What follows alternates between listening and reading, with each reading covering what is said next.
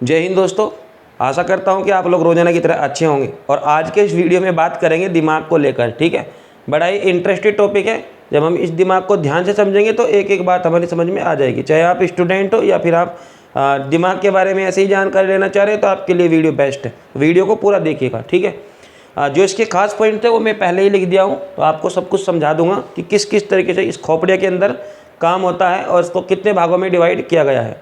अगर मैं आदमी के दिमाग की बात करूं तो आदमी का जो दिमाग होता है उसके अंदर से 12 नर्वस सिस्टम यानी कि 12 तंत्रिका तंत्र कोशिकाएं जो होती है, नर्वस सिस्टम जो होता है। हालांकि इसका वीडियो अलग से बना रखा है, वो मैं आपको इसका लिंक दे दूंगा तो आपको देख सकते हो। ठीक है, क्योंकि इसके अंदर से नर्वस सिस्टम का विशेष रोल है, तो आप उस वीडियो को ज़रूर देखिएगा। तो चलिए बात करते हैं। तो दिमाग होता है, मस्तिष्क जो होता है, तो आदमी का खोपड़िया के पार्ट होता है ये वाला, इसको जो है 3 भागों में डिवाइड किया गया है। और जैसे कि मैं भी आपको बताया कि जिसके अंदर से तंत्र का तंत्र है तो कितनी जोड़ी निकलते हैं, 12 जोड़ी निकलते हैं। एग्जाम में क्वेश्चन भी पूछा जाता है मेंढक के लिए। ठीक है, तो आप ध्यान रखिएगा, मेंढक के अंदर तंत्र का तंत्र जो होता है वो कितना होता है, 10 जोड़ी होता है। यानी कि अगर हम मनुष्य की बात करें तो मनुष्यों में 12 जोड़ी तंत्र का तंत्र निकलेगा ब्रेन से। ठीक है, और जो मेंढक होता है उसके अंदर 10 जोड़ी तंत्र का तंत्र निकलता है। ये क्वेश्चन पूछा जाता है एग्जाम में।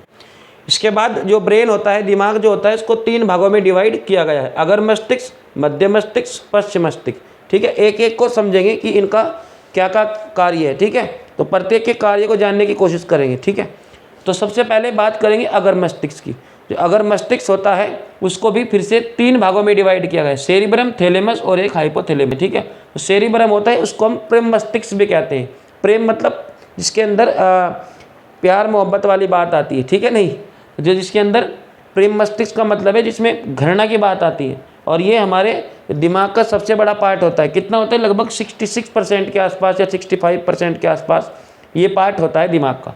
ठीक है, प्रेम मस्तिष्क। और ये हमारी जो मेमोरी पावर है, दिमाग के अंदर जितना डाटा रखना है, जितना ज़्यादा आप स्टोर करके रखते हो, चाहे वो पढ़ाई से संबंधित हो, किसी बात को लेके हो, तो सारा का सारा इसी के अंदर स्टोर रहता है। यानी कि ये एक तरीके से स्मृति होती है, मेमोरी होती है। तो दिमाग का ये सबसे बड़ा पार्ट है और इसके अंदर हम डाटा बहुत ज़्यादा, आपने देखा होगा जब आप किसी आदमी से कहीं मिले हों तो कई बार कहते हैं ना कि भाई मेरे ध्यान आ रहा, ओ हो, तो ये हमने वहाँ मिले थे। तो ये जो इस तरह की बातें होती है, ये सारी की सारी कहाँ पे रहती है, स्टोर प्रेम मस्तिष्क के अंदर। ये सारी की सारी जो चीज़ें हैं स्टोर रहती है।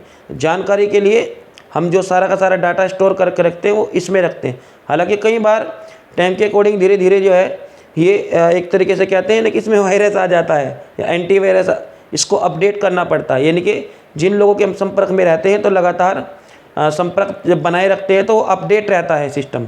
ठीक है, तो वो सारा का सारा जो खेल है वो सारा का सारा इसी से होता है। ठीक है, चलिए इसके बाद हम बात करेंगे थैलेमस की। तो थैलेमस होता है ये हमें बाहर के वातावरण की जानकारी देता है। बाहर के वातावरण की जानकारी का मतलब है जैसे सर्दी लगी है ना, सर्दी में हम इस तरह की एक्टिविटी करते हैं। गर्मी लगी है तो पसीने में एकदम हांफता रहता है आदमी, या आपने कुत्ता को देखा होगा एकदम जीप लपलपाए बाहर निकाल के रखता है। ठीक है, तो वो सारा का सारा खेल किसकी वजह से होता है, थैलेमस की वजह से होता है। अगर मौसम गर्म है, ठंडा है, तो वातावरण के अंदर जितनी भी प्रक्रियाएँ हो रही है, जैसे बहुत तेज़ आंधी तूफान चल रहा है तो उसका हमें जो अनुभव होता है किसके द्वारा होता है, थैलेमस के द्वारा होता है। ठीक है, तो क्वेश्चन यहाँ से डायरेक्ट पूछ लिया जाएगा कि मस्तिष्क के किस भाग के द्वारा बाहरी वातावरण का अनुभव होता है, या आंधी तूफान या ठंडक गर्माहट का जो अनुभव होता है वो किसके कारण होता है, अगर मस्तिष्क के किस भाग के द्वारा होता है, या फिर डायरेक्टली आपसे पूछ लेगा कि दिमाग के किस भाग के द्वारा ऐसा होता है, तो आप कहेंगे थैलेमस के द्वारा। ठीक है, जैसे एक छोटा सा बच्चा है, बहुत कड़कड़ाके की जनवरी में सर्दी हो रही हो, उसको बहुत ज़्यादा ठंड लगी हुई हो, तो उसका जो दिमाग है वो उसको जानकारी कौन देगा कि भैया सर्दी लगी हुई है। ठीक है, जर्सी वगैरह या फिर गर्म कपड़ा पहन ले, इसकी जानकारी हमें थैलेमस के द्वारा पता चलती है। ठीक है, आपको इतना समझ में आया। इसके बाद बात करेंगे हाइपोथैलेमस की। अभी हाइपोथैलेमस क्या है, इसमें जो इस तरह की बातें हैं, नफ़रत करना, जैसे हम किसी से नफ़रत करते हैं ना, एक तरीके से दुश्मनी वगैरह या ईर्ष्या वगैरह, जलते हैं। ठीक है, जलने वगैरह की जो बात आती है, प्रेम की जो बात आती है, तो भूख प्यास, जितनी भी अगर भूख लगी है तो पेट को हालांकि जो पेट के अंदर मेटाबॉलिज्म क्रियाएं हैं वो उसके बारे में भी आपको बताऊंगा। पश्च मस्तिष्क के अंदर मेडुला ओब्लोगेंटा वाला पार्ट हम पढ़ेंगे, लेकिन इससे पहले जानिएगा कि जो घरना, भूख, प्यास, पसीना, ये जो इस तरह की घटनाएं हैं हमारी बॉडी के अंदर जो होती रहती है, जब गर्मी लगती है तो शरीर के अंदर से पसीना निकलता है, ठीक है, तो वो सारा का सारा हाइपोथैलेमस के कारण इसको जो है नियंत्रित किया जाता है। और दूसरा, भूख लगी है और जिस वक्त आपको भूख लग रही है उस वक्त भोजन नहीं मिलता तो उसको नियंत्रित भी करने का काम हाइपोथैलेमस करता है। और प्यास वगैरह की जानकारी भी इसी के माध्यम से लगती है। जैसे कई बार हम ऐसे स्थान पे हो जहाँ पानी की व्यवस्था नहीं होती है, ठीक है, तो पानी की व्यवस्था नहीं होती है लेकिन प्यास लगी हुई होती है, तो उस समय ये प्यास को थाम के रखता है कौन? हाइपोथैलेमस, ठीक है। तो उम्मीद करता हूँ कि आपको अगर मस्तिष्क के बारे में सभी जानकारी आ गई हो, तो आप चाहें तो इसका स्क्रीनशॉट लिए फिर अगली बात करते हैं। बात करते हैं हम मध्य मस्तिष्क की, ठीक है। मध्य मस्तिष्क, फिर पढ़ेंगे पश्च मस्तिष्क। जैसे कि अभी मैं आपको बताया था कि जो हमारा ब्रेन होता है वो 3 पार्ट में डिवाइड होता है। अगर मस्तिष्क के बारे में अभी पढ़ लिया है और मध्य मस्तिष्क, पश्च मस्तिष्क, तो पहले समझते हैं मध्य मस्तिष्क क्या होता है। जो बीच वाली खोपड़ी होती है, तो मध्य मस्तिष्क ये मीडियम वाला पार्ट है।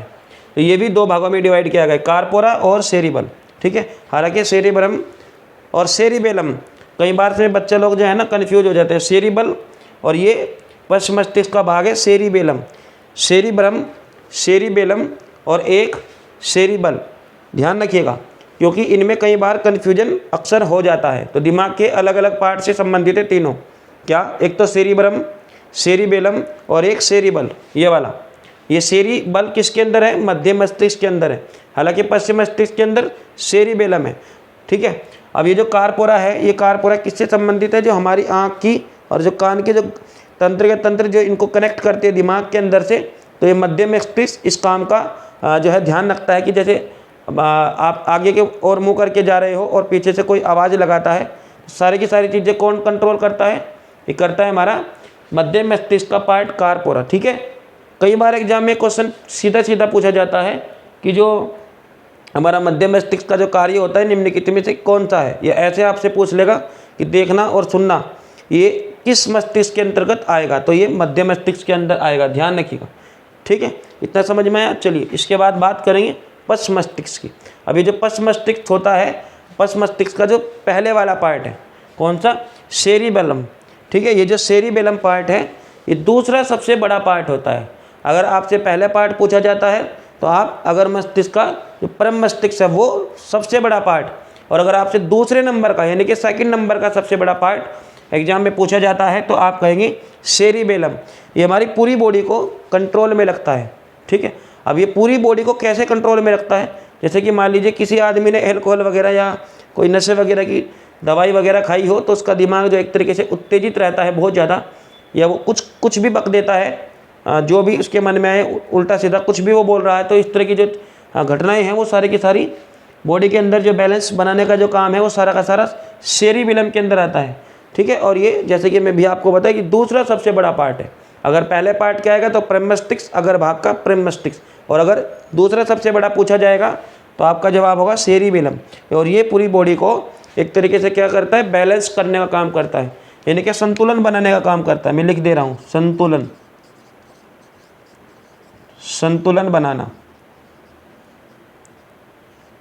तो ये शरीर को संतुलित अवस्था में रखता है, ठीक है।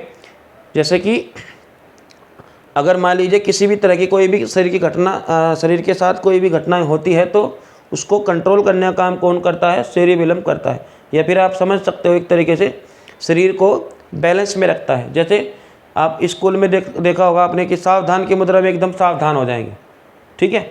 या आप एक्सरसाइज कर रहे हो तो आप यहाँ हाथ रोकिएगा तो आप यहीं रोके रखेंगे। इसको कंट्रोल कौन करता है? सेरिबेलम इस तरह की चीज़ों को कंट्रोल करता है, यानी कि शरीर को एक तरीके से बैलेंस में रखने का काम सेरिबेलम का होता है। तो इतना समझ में आया? चलिए इसके बाद बात करते हैं मेडुला ओब्लोगेंटा की। अभी जो मेडुला ओब्लोगेंटा है ये शरीर के अंदर जितनी भी मेटाबॉलिक रिएक्शंस होती है, मेटाबॉलिक मतलब उपापचयी क्रिया होती है, उपापचयी क्रिया, उपापचयी क्रिया, ठीक है। आप समझ सकते हो जैसे पाचन, शरीर के अंदर जो पाचन प्रक्रियाएं हैं वो पाचन, श्वसन, ठीक है, उत्सर्जन, उत्सर्जन, इनका पाचन, श्वसन, उत्सर्जन, इनका हम वर्णन अलग से वीडियो में करेंगे, ठीक है।